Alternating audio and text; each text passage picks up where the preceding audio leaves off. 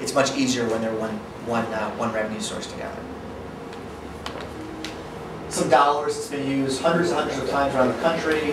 Right now in Baltimore alone, where my partner Shooter Brothers is based, they have $250 million in TIF bonds being processed. It's a multi-billion-dollar reinvestment tool. And the city has selected 2 underwriters who have billions of dollars of experience in Citibank and UBS. They presented to the City Council earlier this week and are going through the approval process of being selected. I was part of a presentation they made earlier this week. They continue to talk about this as a great economic redevelopment tool for the city. It's not without risks, but it's been used successfully where Yonkers is learning from some of the mistakes that were made elsewhere. I think it's important to understand too that the only thing that's committed are the revenues from the new, right. And it's only within that district. So all of the new infrastructure is being paid for by the taxes generated by the new development in that district and not shared by the rest of the city. You're not finding, as a normal bond is, a bond is paid by everybody. These bonds are paid off by the future revenues from the new development within that district, whether it's just this project or anything else within that district. And what if you have to mitigate the project in some way and you've already put the revenues? It's a high-yield bond, so the bondholders take that risk. And they take the comfort in the fact... So it's with the bond, the risk is with the bond? Yes. Right. It's really non-recourse to the city. It becomes our responsibility as the developer to collateralize it enough to give the bondholders comfort. I understand that, but I understand. It's always great having a banker in the room.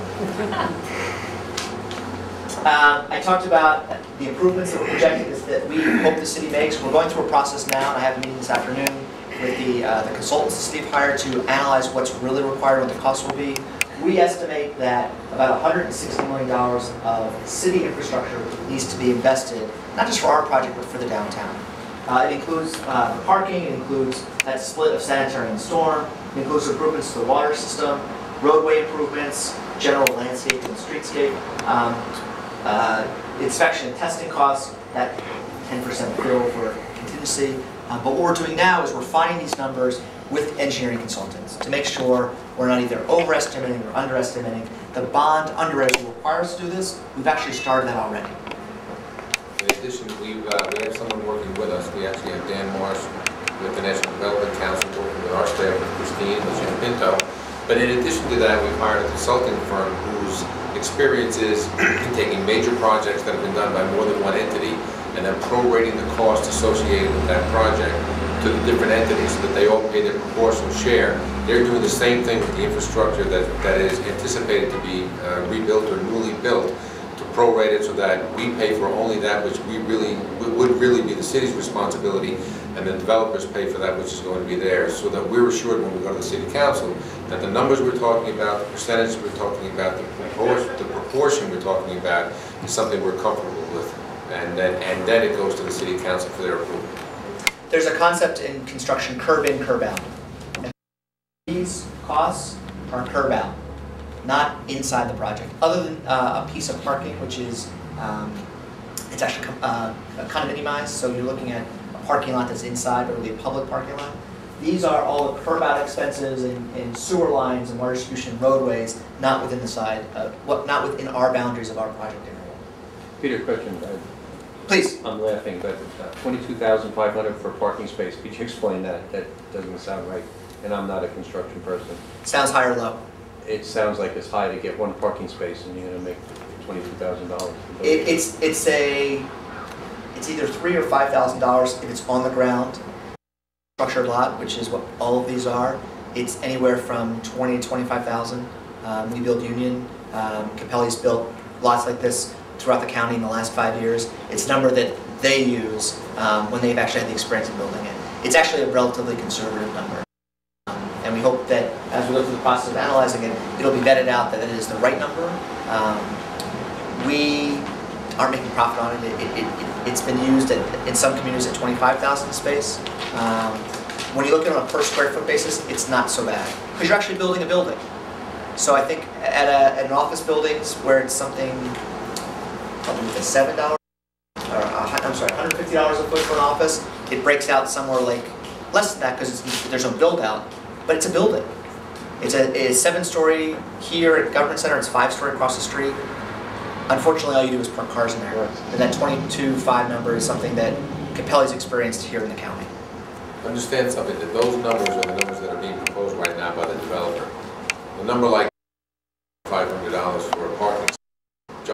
And as you can well imagine, if you've got an at-grade lot, 1 or 2 decks, as you go taller, because you're going taller, because the basement, because the foundation system and the lower levels have to be beefed up to handle the additional loads that are going on, those now become much more expensive and are averaged over the cost of an entire building.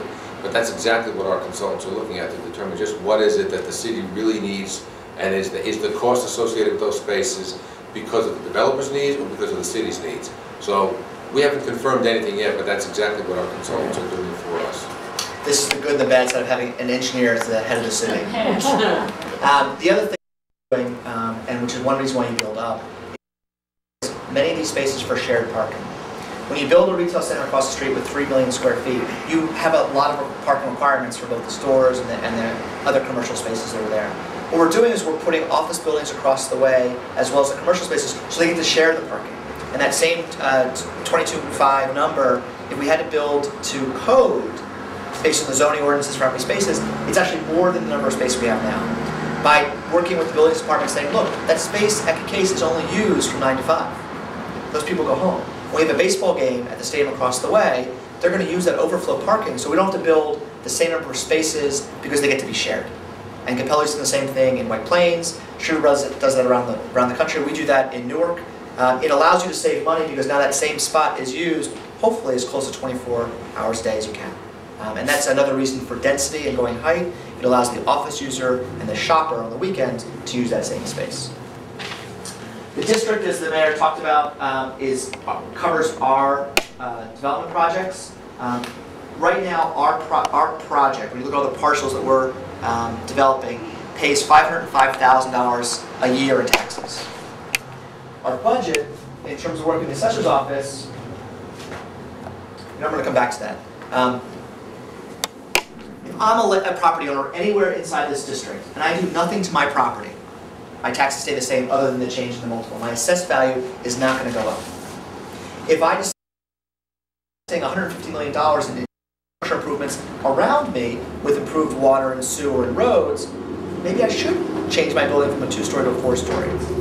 If my assessment goes up, I pay more taxes because I've now made an improvement to my property. But if I'm a property owner, if I'm inside the district, I don't know the difference. My property